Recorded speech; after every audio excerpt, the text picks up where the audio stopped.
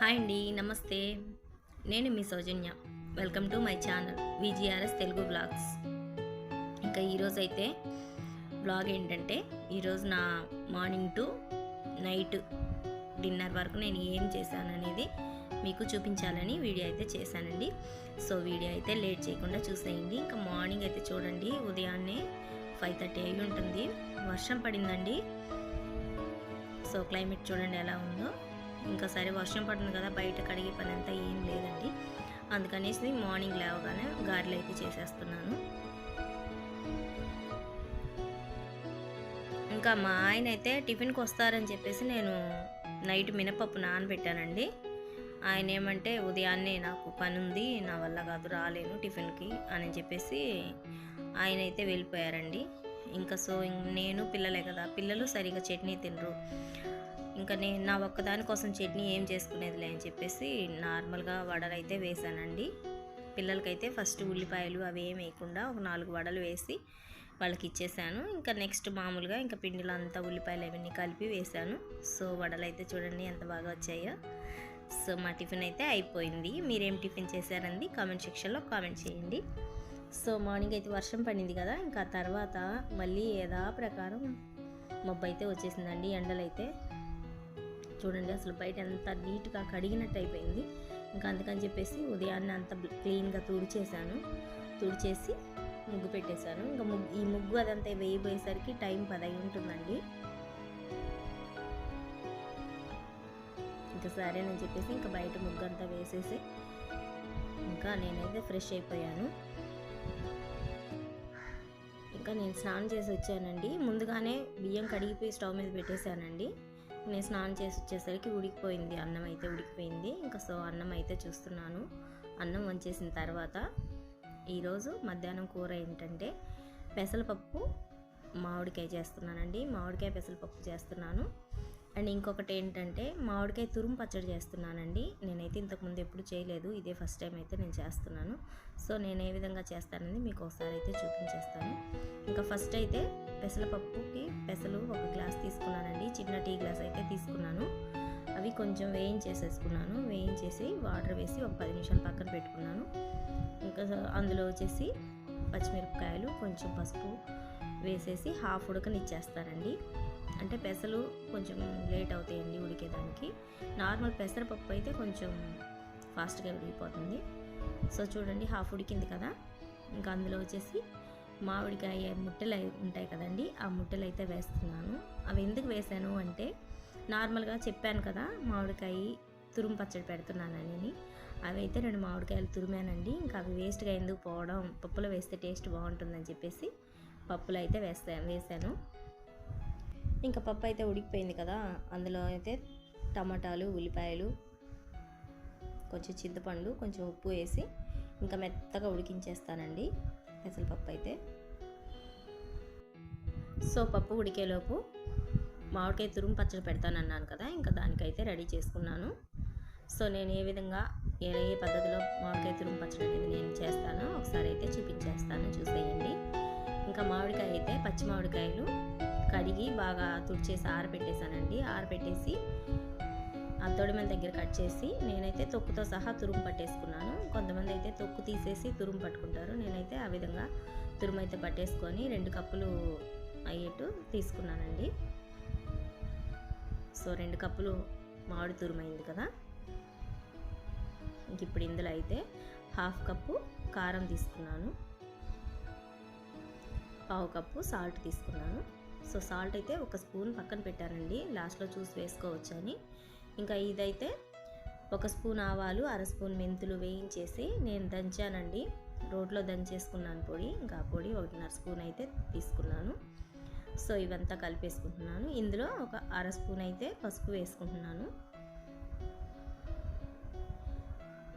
So చూడండి ఇదైతే బాగా కలిపేసుకుంటున్నాను. నేనైతే ఫస్ట్ టైం అండి పెట్టడం ఇది మామిడికాయ పచ్చడి. అసలు నేను ఎప్పుడూ పెట్టలేదు, నాకు ఊరగాయ పెట్టడం అసలు తెలియదండి.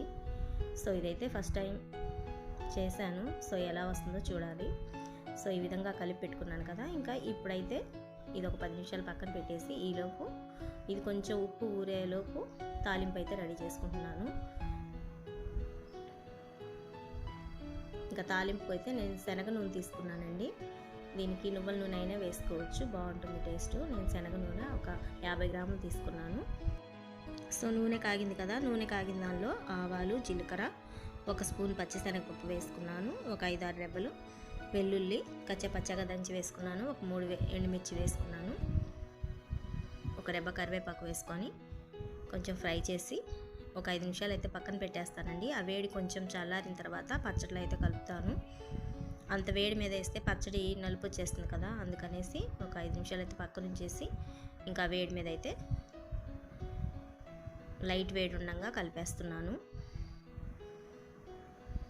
సో చూడండి పచ్చడి అయితే అసలు భలే కలర్ఫుల్గా ఉందండి చూసేదానికి. టేస్ట్ కూడా చాలా బాగుంది. ఒకసారి అయితే తప్పకుండా ట్రై చేయండి తెలియని వాళ్ళు ఉంటే. సో నేను కూడా ఇదే ఫస్ట్ టైం కదా చేసింది, ఎలా వస్తుందో ఏమో అనుకున్నాను, కానీ చాలా అంటే చాలా బాగా వచ్చిందండి టేస్ట్. సో లాస్ట్ 1 స్పూన్ ఉప్పు పక్కన తీసి పెట్టాను కదా, ఉప్పు అయితే చూస్తున్నాను. నాకు ఆ ఉప్పు కూడా సరిపోయిందండి కరెక్ట్గా. ఇంకా ఉప్పు కూడా వేసి కలిపేసానండి. అసలు చాలా బాగుంచిందండి టేస్ట్. నేను అసలు ఎలా వస్తుందో, కారం అయిద్దో ఏమో అనుకున్నాను, కానీ ఫస్ట్ టైం చేసినా చాలా బాగా వచ్చింది పచ్చడి. ఒకసారి అయితే ట్రై చేయండి తెలియని వాళ్ళు ఉంటే. సో నేనైతే ఫస్ట్ టైం మామిడికాయ తురుము పచ్చడి అయితే పెట్టేశాను.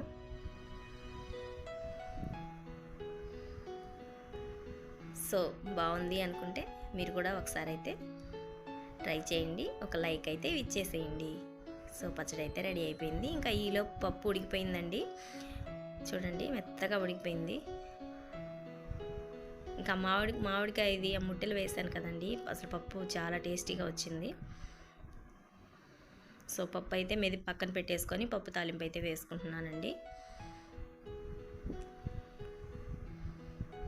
ఇంకా పప్పులో వచ్చేసి నేను ఒకసారి ఉడకబెట్టిన తర్వాత వాటర్ అనేది కలపనండి. వాటర్ కలిపితే ఏంటంటే నాకు ఎందుకో నచ్చదు. ఇంకా అలాగే ఆ పప్పుతో ఉడికిన వాటర్తోనే నేను వేస్తాను, అందుకని తాలింపు వేసి మళ్ళీ స్టవ్ మీద అయితే పెట్టను. ఇంకా నార్మల్గా కొంచెం వాటర్ కలిపానంటే మాత్రం కొంతసేపు ఉడకబెడతాను తాలింపు వేసిన తర్వాత.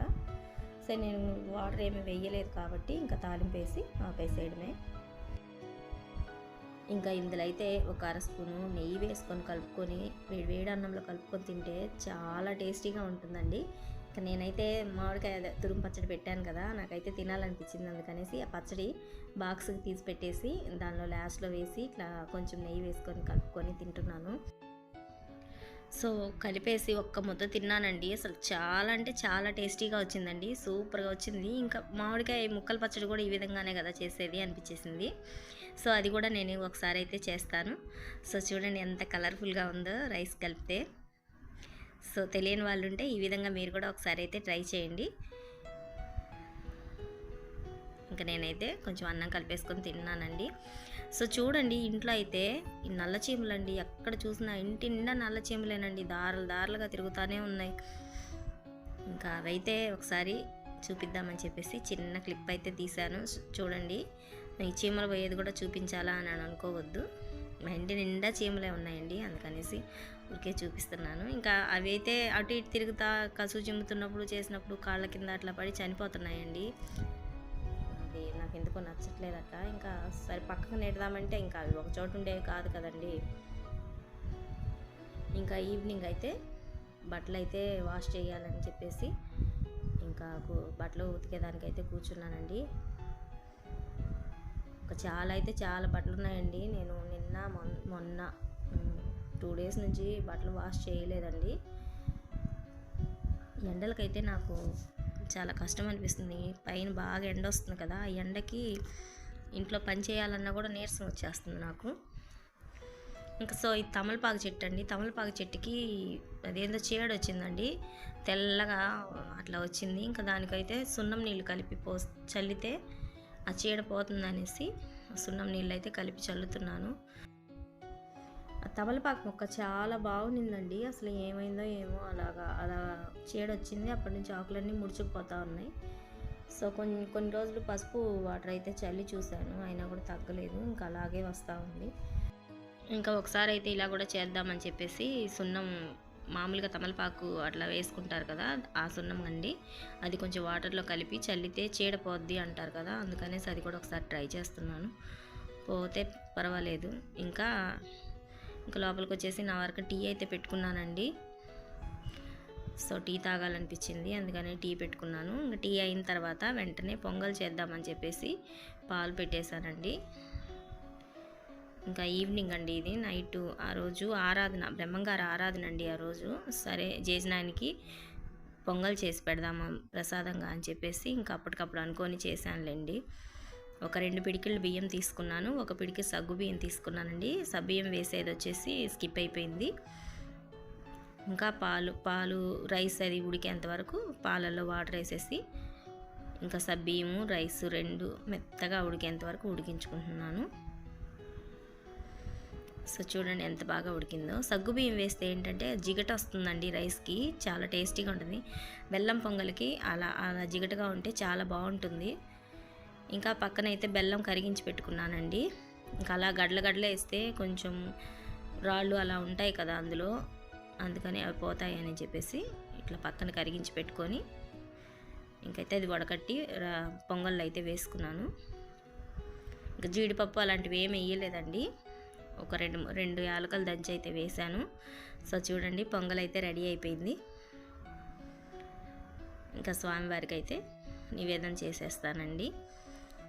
సో మీరు ఈరోజు ఏం వంట చేసింది, నైట్కి ఏం డిన్నర్ చేసింది అనేది నాకు కామెంట్ సెక్షన్లో కామెంట్ చేయండి. ఈ వీడియో నచ్చితే తప్పకుండా మర్చిపోకుండా లైక్ చేయండి, మీ ఫ్రెండ్స్కి ఫ్యామిలీకి షేర్ చేయండి. సో రేపైతే ఇంకో మంచి వీడియోతో మీ ముందు ఉంటానండి. సో వీడియో నచ్చితే మర్చిపోకుండా లైక్ చేయండి, షేర్ చేయండి, సబ్స్క్రైబ్ చేయండి. Thank you for watching.